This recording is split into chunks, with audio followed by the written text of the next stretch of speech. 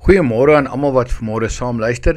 Dit is vandag Woensdag, die 19de Maart 2025. En hierdie week gesels ons bietjie saam oor die geloofsbelijdenis van Nicea. Nou, ons het reeds die eerste gedeelte gehanteer en nou is ons by die tweede paragraaf van hierdie belijdenis.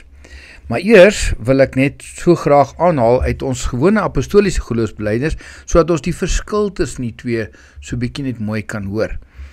Wanneer ons by die Heilige Gees kom, dan sê ons in die apostoliese geloofsbelijdenis, as ons het saam opsê, net doodgewoon die volgende woorde: ek glo in die Heilige Gees.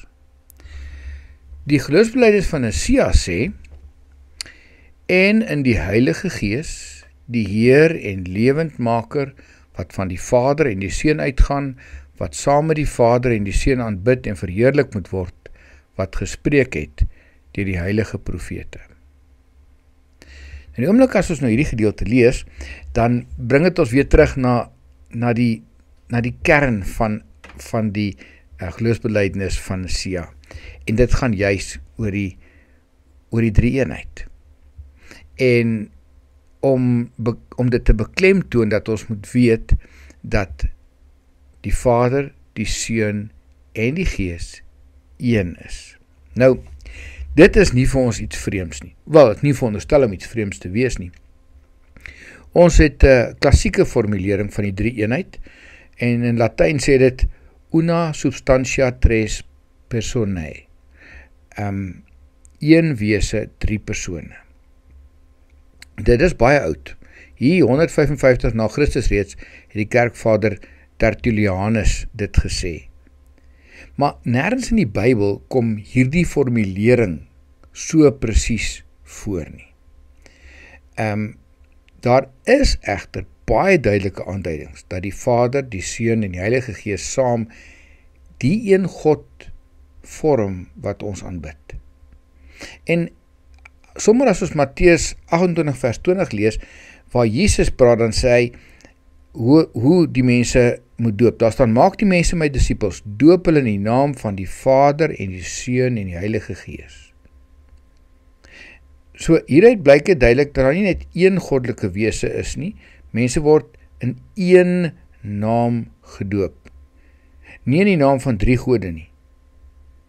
Maar hierdie een naam bestaan uit drie entiteite, of persone dan: Vader, Seun en Heilige Gees. En so sluit Paulus ook van sy briewe af in die naam van hierdie God, wat 'n drie-eenheid vorm. Byvoorbeeld 2 Korintiërs 13 vers 13. Hy sê: die genade van die Here Jesus Christus en liefde van God die Vader en die gemeenskap van die Heilige Gees. En weer eens Efesiërs 4 vers 4 tot 6, waar die Gees, die Vader en die Here Jesus in dieselfde asem genoem word.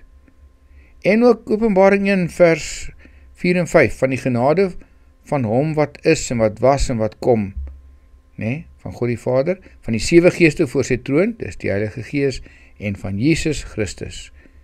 Weer eens die drie wat as een God voorgestel word. Nou, ons sou baie graag baie dinge wou sê oor die Gees. Maar een ding is verseker: die Gees gaan uit van die Vader en die Seun. Nou, dit het tot 'n redelike kerkskeuring veroorsaak hier in die omtrent 5de eeu na Christus, omdat sommige gesê het, nee, die Gees gaan net vanuit die Vader uit.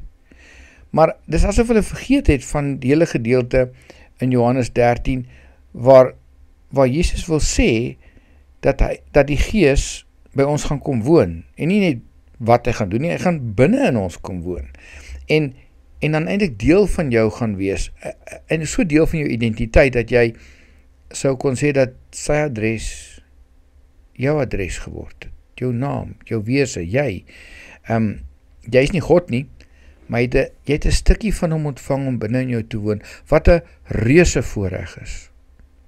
En daarom is ons waardevol in God se oë. Maar verseker weet ons, en ek gaan herhaal wat die woorde is van die geloofsbelijdenis van Nicea. Hierdie Gees, wat van die Vader en die Seun uitgaan, wat saam met die Vader en die Seun aanbid en verheerlik moet word. Dis die Gees wat ons aanbid. Kom ons bid saam. Here onse God, dankie dat ons mag weet dat U een is. Dankie dat U die Gees vir ons gegee het om binne ons te kom woon en dat hierdie geloofsbelijdenis dit vir ons baie duidelik maak. Help ons om te onthou en te weet en daarin te leef dat ons kosbaar is in U oë. Amen.